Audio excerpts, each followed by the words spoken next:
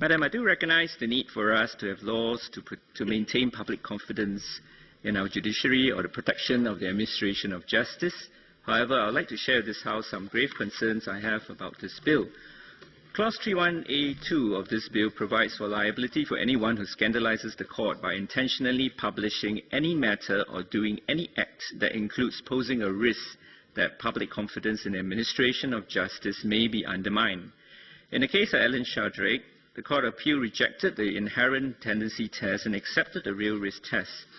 And let me just quote from a very helpful analysis from Professor Gary Chan in his article in the Oxford University Commonwealth Law Journal. I quote, "According to the Court of Appeal, real risk does not mean remote possibility. It is also not equivalent to clear and present danger or a serious or grave risk. Significantly, the Court of Appeal disagreed with the High Court's description of real risk as any degree of risk above the de minimis level, including a small likelihood. Taking a more liberal attitude towards the law of contempt of court than the High Court, the Court of Appeal added that a small likelihood of risk would merely be a technical contempt that may not even attract any sanction at all." Unquote. The proposed wording in Clause 31A provides for a risk that public confidence in the administration of justice may be undermined, and not just a real risk. I think the omission of the word, which I now understand is intentional, the word real, makes the bar for contempt significantly lower than the real risk test. To me, it seems to be everything that the Court of Appeal has said about what a real risk test should not be. We should not be departing from the learned analysis and decision of our Court of Appeal. I next go on to Clause 3B1. This clause provides for the possibility of a person who prejudges an issue in a court proceeding that is pending and such prejudgment prejudices, interferes with or poses a real risk of prejudice to or interference with the course of any court proceeding that is pending. This test of prejudgment in this clause goes against developments in the common law world. In UK and Australia, such a prejudgment test or principle has been rejected as being too restrictive to free speech. If introduced in Singapore, it also infringes on our constitutional right to freedom of speech and expression in Article 14 of our Constitution. I'm also concerned with explanation 2 in Clause 3, which in effect meant that when considering what is capable of prejudicing or interfering with or posing a real risk of prejudice to or interference with any pending court proceedings, the fact that the proceedings are heard by professional judges is irrelevant. So there can be a finding of real risk of prejudice even if in actual fact no competent judge would be affected by what was said.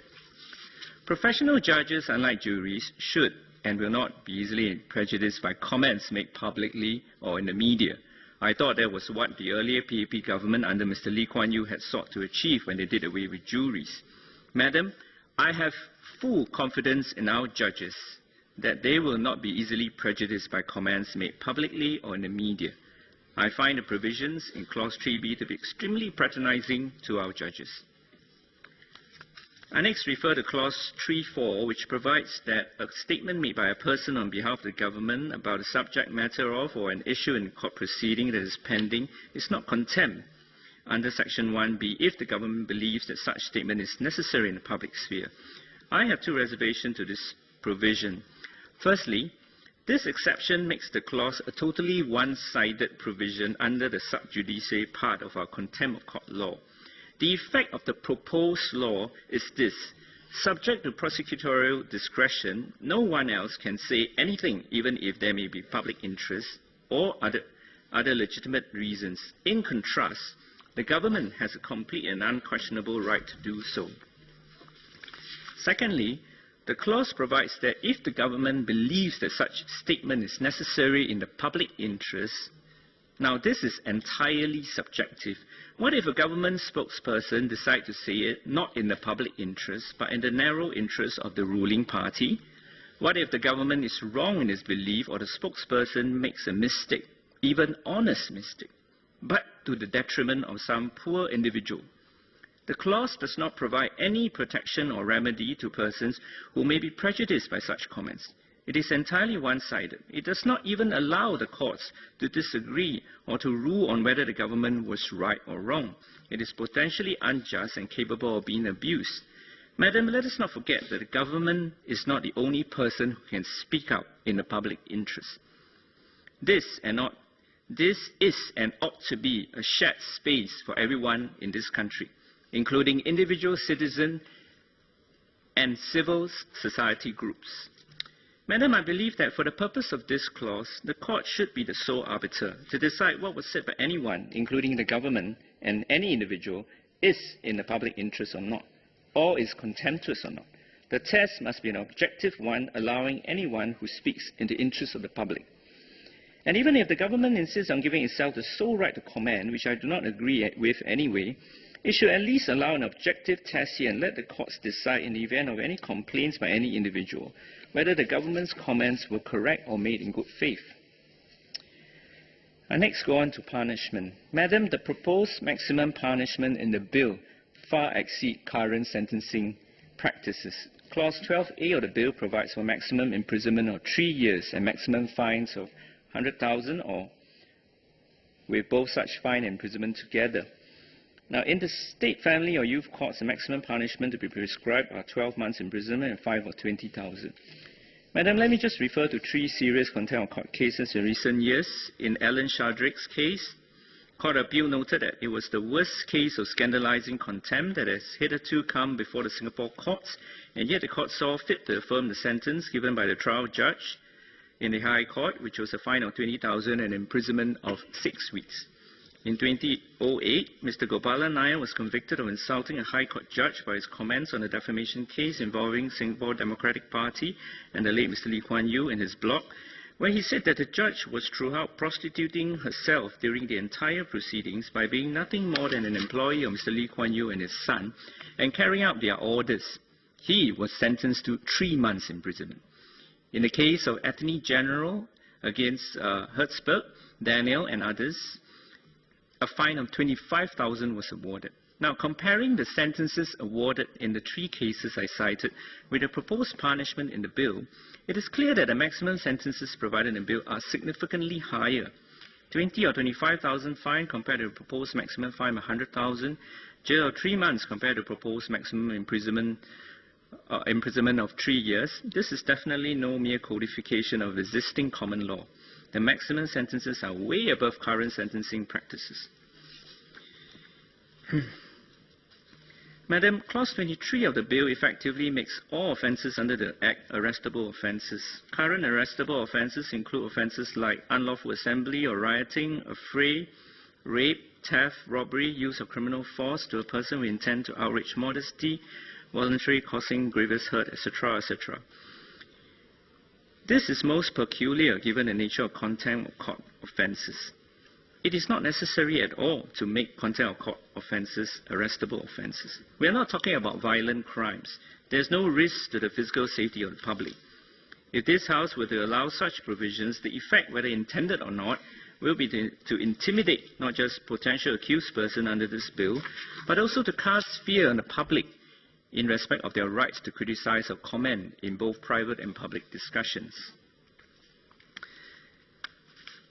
Clause 13.1 has also allowed the AG to direct an individual to refrain from publishing any matter or to take down publications that could potentially be in contempt. This will be a new procedure which is currently not available. The Attorney General is not required to inform this individual that he has applied for a court order for non-publication. The individual concerned will only find out once the order has been granted and served on him. He cannot therefore be present in court to make submissions to the judge before the order is granted. He can only apply to the court after the order has been granted and served on him to have the order set aside. This process is complex and costly, especially to lay people. The failure to comply with the order is a criminal offence. More than that, it will also be an arrestable offence. If convicted, the maximum penalty is a fine of 20,000 up to 12 months prison or both. Why does the government wish to bar the defendant from attending the hearing of the AG's application? What harm would it do to the AG's case if it is a justifiable one to start with? Why does the government wish to shut out the defendant's defences completely at the onset? On the other hand, by shutting out the defendant before a decision is reached, this is a violation of an individual's right to a fair hearing. If the government wishes to criminalize acts of contempt of court by such a procedure and by such provisions, the defendant must be given the right to defend himself at the hearing of the application. I have full confidence in our judges that they can make the appropriate decision after hearing the merits of each party's case. The bill's provision for the defendant to have to set aside the order cannot be equated with the defendant's right to defend his case at the time of application by the government. It was never his application, and he had no notice of the hearing. Furthermore, by forbidding him to attend the hearing of the application, where the burden of proof rests with the government, and requiring the defendant to apply to set aside the order, the bill has cleverly and effectively reversed the burden to the defendant to discharge the order. To make matters worse, Clause 13.7 mandates that a High Court must allow the government's application if it is satisfied that the standard of proof of prima facie case has been met. This requirement is just too low and easy for the AG. If we are codifying this as part of criminal law, why do we not apply the criminal procedure standard of proof of beyond reasonable doubt? And prima facie is still below the civil standard of proof of balance of probability, which according to this bill is the burden the defendant has to overcome when he applies to set aside the order. So bizarrely, the defendant ends up having a higher standard of proof. So why not prima facie for the defendant? So in short, according to Clause 13 of the bill, the government is proposing to deprive a defendant his right to defend himself before the court makes the decision, gives the government a low standard of proof to help the government achieve what is effectively a gagging order, allows the defendant a higher standard of proof when he applies to set aside an order, and finally making his failure to comply with such an order an arrestable offence punishable by up to 12 months imprisonment or fine of 20,000 or both. Madam, this is pure intimidation, and it is an unjust and draconian piece of law. Madam, yes, the former Chief Justice, Mr. Chan Sek-yong, may have suggested codification of the contempt of court law. The Minister has also said that it's a crystallization of the law. But this bill goes far, far beyond mere codification and consolidation of the present common law on contempt of court. Madam, I have raised various issues arising from this bill which I regard as troubling. My party colleagues in this House have also raised other issues. If this bill is passed, our contempt of court law will become needlessly draconian without necessarily enhancing respect for the judiciary. The bill, if passed, will be entirely one-sided in favour of the government with no redress or remedy for any individual should the government make a wrongful or unfair comment to the detriment of the individual.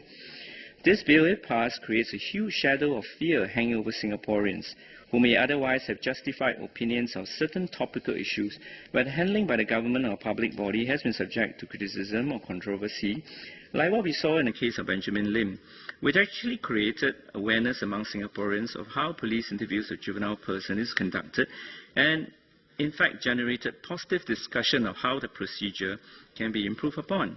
The government does not necessarily need to view such incidents in a totally negative way and react by clamping down on comments and discussion on the basis of ongoing investigation, but should look at the positive lessons that it can learn from.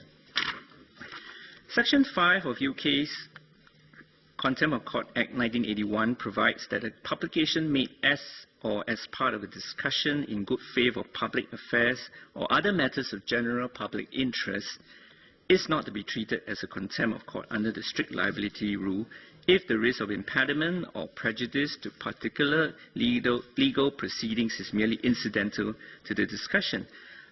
I have heard the Minister on this section, but respectfully, I'm of the view that such a provision will still be helpful to our laws, our contempt of court laws, if indeed the government wants to codify our contempt of court law. I'm concerned that this bill will curb freedom of speech and expression among Singaporeans, in particular commentary on current issues which will embarrass the government. Madam, in conclusion, I join my Workers' Party colleagues to oppose this bill because common law has already provided for the protection of the administration of justice. This bill goes beyond existing common law. It is not only unnecessary, it also gives the executive and the police new powers that they currently do not have, which have a chilling effect on fair criticism and public discussion by Singaporeans. If enacted, this law runs a very high risk of causing the consequence of undermining the public's trust in the government. Let's not bring our country a step backward.